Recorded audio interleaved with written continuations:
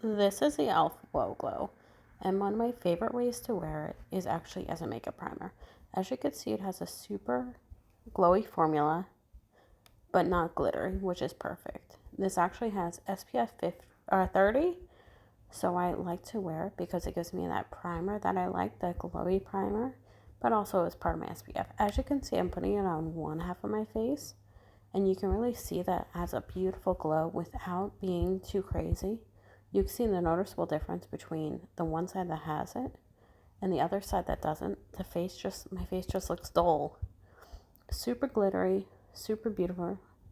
I'll change the light to see if we can see any difference. It just looks so beautiful. I can't. And when I'm going to put it on the other side, you're going to see that my face, even with just this on, it looks so much improved.